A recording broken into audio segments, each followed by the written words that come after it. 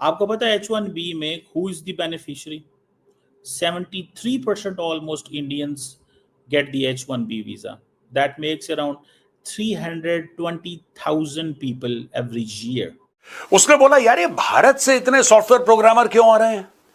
ये हमारे सिस्टम का फायदा उठा रहे हैं, इनको हम सिस्टम का फायदा नहीं उठाने देंगे। हुआ क्या है, H1B वीजा के ऊपर एक फीस लगा दी गई $1,00,000 की। बस इतनी सी बात थी। उसके ऊपर ऐसा मातम छाया हुआ है जैसे ऐसा लग रहा है जैसे कि राहुल गांधी की मां अभी अभी मरी हो। जब $1,00,000 दो, पहले जमा करवाओ, फिर अप्लाई करो। अब वो कह रहे हैं कि now you need something serious. H1B visa को वो कहते हैं रिवोक नहीं कर रहे हैं, लेकिन हम पैसा कमाएंगे। हर साल आपको $100,000 देने पड़ेंगे। और ये कह रहा है कंपनियों को, अमेरिकन कंपनियों को कह रहा है कि यार अगर इतना 30 मार खान टैलेंट आ रहा है बाहर से, और ज्यादातर क्योंकि इंडिया का जा रहा है, अगर इतना 30 मार खान टैलेंट है तो दो पैसे। हमारे पुराने इंस्टीट्यूशन से वो गए पाकिस्तान। अनफॉर्चुनेटली वो सब नहीं कर पाया क्योंकि पाकिस्तान ने कभी इन चीजों पे ध्यान ही नहीं दिया। उनका तो एक ही मुद्दा रहा जिहाद, कभी अफगानिस्तान में, कभी कश्मीर में, कभी पाकिस्तान के अंदर। इस चीज को रिवर्स करने के लिए वो कहते हैं ना, सीधी उंगली से घी नहीं निकलता, तो उंगली नहीं डब्बा उलट दिया गया है कि घी तो अब निकलेगा और वहां से भी वापस आएंगे। होंगे दोस्तों, अमेरिकी सदर डोनाल्ड ट्रंप ने फोन किया प्राइम मिनिस्टर मोदी को हैप्पी बर्थडे का, और हैप्पी बर्थडे के बाद उन्होंने 2 एक्शन अभी तक लिए हैं। ठीक है, पहला एक्शन कि जो H1B वीजा है वो ऑलमोस्ट इंडिया के लिए उन्होंने रिवोक कर दिया। किस तरह कि now those companies in the United States who will ask for will give H1B visa to the Indians, वो सीधा उनको $1,00,000 देना पड़ेगा। $1,00,000। आपको पता है H1B में who is the beneficiary? 73% almost Indians get the H1B visa. That makes around 320,000 people every year. 3.25 lakh बंदा। ट्रम्प साहब का नया फार्मूला क्या है? ट्रम्प साहब का नया फार्मूला ये है कि be soft on India, be soft on India. Why? Because अगर आप सॉफ्ट नहीं रहते तो मैसेज आएगा कि यार ये बहुत टफ लाइन ले रहा है, और ये फिर मैसेज आएगा यार ये जो एलाइज हैं, एलाइज को ऐसे खराब नहीं करते, एलाइज को ऐसे खराब नहीं करना चाहिए। So this is not a good message. So Trump साहब ने कहा ठीक है ऐसी है कि तो फिर ऐसी सही है, मैं भी खामोश रहता हूँ। सो ट्रम्प ने पहले एप्पल वालों को पकड़ा, खबरदार तुमने इंडिया में इन्वेस्ट किया, ऐसे किया ना। फिर उन्होंने वो सारी कन्वर्सेशन शुरू कर दी। सो मुझे ज़ाती तौर पे ये लगता है कि ये जो सिचुएशन है ये बड़ी डेलिकेट होती जा रही है। अब मतलब इंडियंस जो हैं they are going to make IT outsource. वो जो टेक कंपनीज हैं अमेरिका के अंदर, वो कैसे चलेंगी अगर इंडियंस नहीं जाएंगे? इंडियंस बड़ी तादाद में, 3.25 लाख बंदा। दूसरा ये है कि वो कह रहे हैं कि इसमें चोरी हो रही थी जी, इलीगल लोग भी। इलीगल से मुराद ये है कि इतने कॉम्पिटेंट लोग नहीं होते थे, लेकिन अमेरिकन कंपनियां उनको H1B दे देती थी क्योंकि इंडियंस ने कंपनियां बनाई हुई थी, तो वो खुद ही एक दूसरे को, those Indians who are Americans now.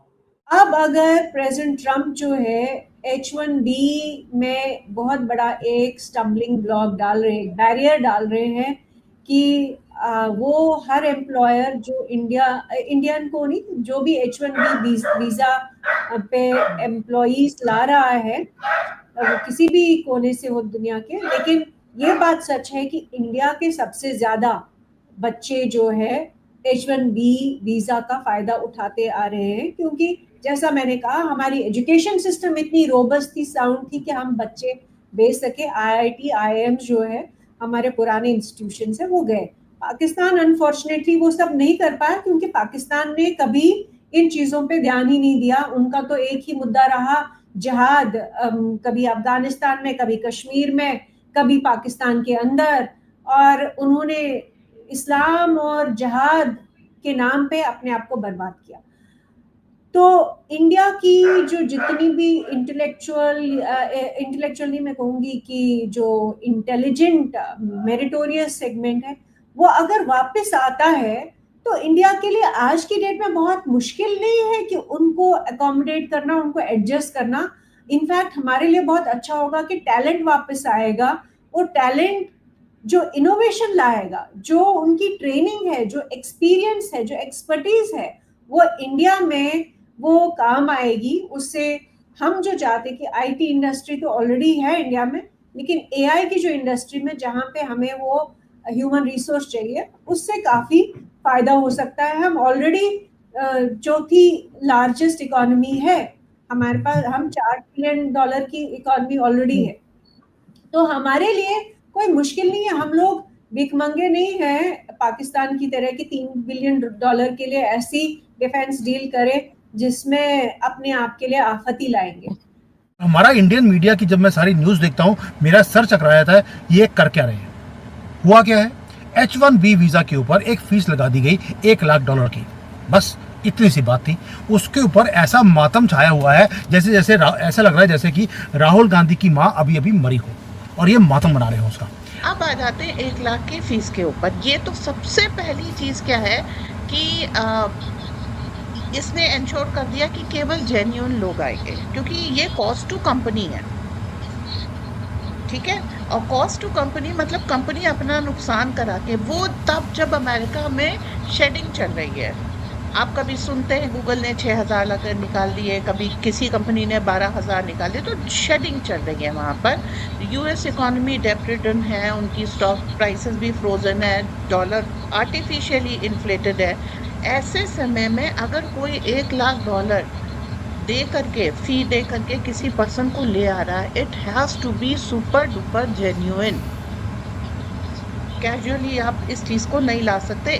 और भारतीयों में भी इतनी नहीं है जाने की ललक कि $1 लाख दे, 30% ऑफ पे दे, मतलब इट इज़ टू मैग्नानिमस। तो इससे क्या होगा कि भारतीयों का इन्फ्लक्स अमेरिका में बंद हो जाएगा। अब सेकेंडली आप देखिए, ऑफ लेटली मोदी जी ने एक चीज़ कहनी शुरू की है कि भारत को अपना सोशल मीडिया चाहिए। पर हर भारतीय 70s में पैदा हुआ है जिसका एक ही ड्रीम है पढ़ लिख करके अमेरिका जाना, और अमेरिका जा करके वहाँ पे कंट्रीब्यूट करना। मेरा तो इंडिया से हो गया।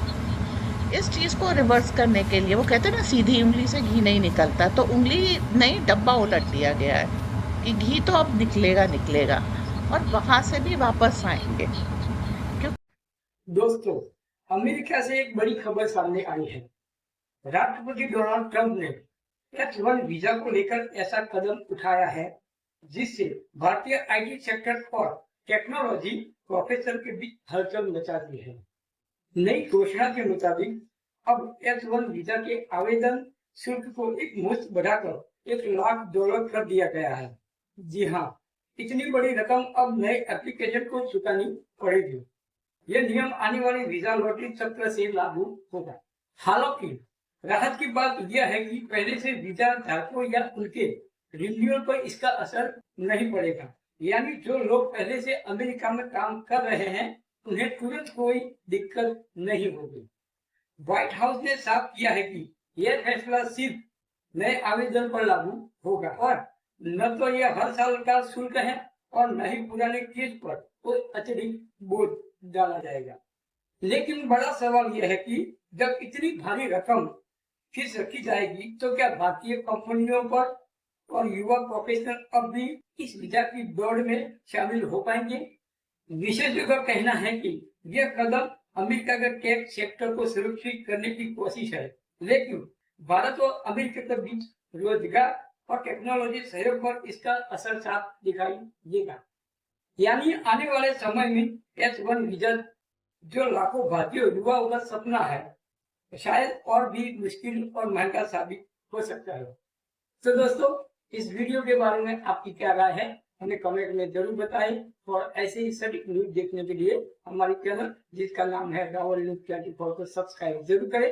मिलते हैं अगले वीडियो में, तब तक जय हिंद जय भारत।